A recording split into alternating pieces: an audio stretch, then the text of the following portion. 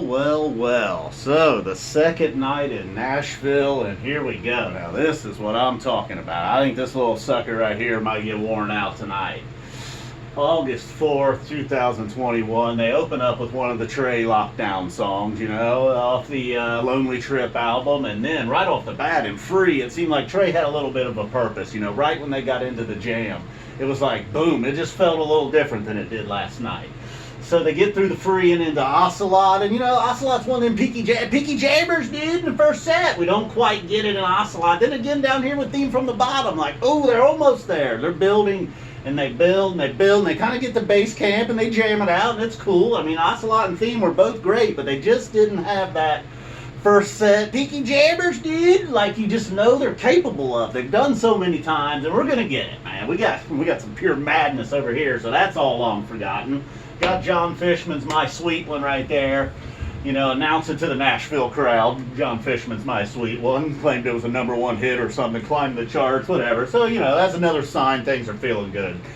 Trey's cracking jokes early on. We got Cool Amber and Mercury. You know, it took a minute there, but of course, once they get going, it took us like, not that it was like that choppy, brutal, let's bust through this start. It was just a, like, how the hell do we start this? You know, they made a joke out of it, kind of like with Reba the other night. And that's the way to go. Halfway to the moon and water in the sky, follow that.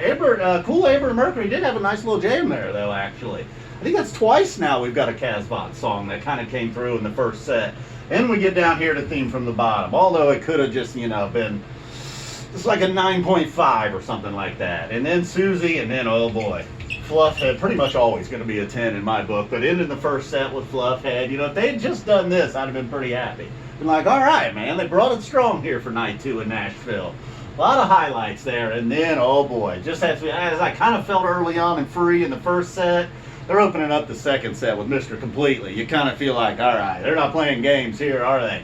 And then we get the, it was like a, kind of like Mr. Completely always is. It's kind of spacey, but it's also kind of powerful and aggressive, kind of in your face. And we got a lot of that. And I didn't get a timestamp on it, but somewhere right around the middle was probably the absolute best part of that. Trey finds something that he likes, and he's just going to town with it, and immediately Paige catches on to that. So, of course, Mr. Completely, you know, every time. Birds of a Feather, all right, you know, after this monster, you know, Birds of a Feather was just kind of quick. They got through it, but they were not to be done. Oh, boy, right here. You know, the Ghost had some mystery. It was like, kind of like a Mr. Ghost, a Mr. Completely Ghost. Mike really showing off there, and then like this right here, I think I just screamed, what?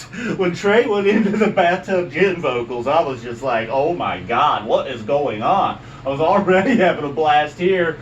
So then the Bathtub Gin, just a crazy Bathtub Gin, you know, it kind of, maybe it got to like somewhere at some point a normal Bathtub Gin, but not really. An absolute must here for this Bathtub Gin. Maybe the best part, I mean, I don't know, man, there was a lot of highlights. I was about to say that was the best part of the night. It probably was. I mean, all of this right here was. But they weren't done, man. You got 2001, nice jammed out there, went on, and then Split Open and Melt. Ended it with Split Open and Melt. Of course, you know, a completely Split Open and Melt. It was kind of, maybe not like that Utah show back in 03, I believe it was, where it was just all Mr. Completely. I mean, this was kind of all Mr. Completely, though. It was a good sign when it opened up the second set. Oh, boy, did they deliver.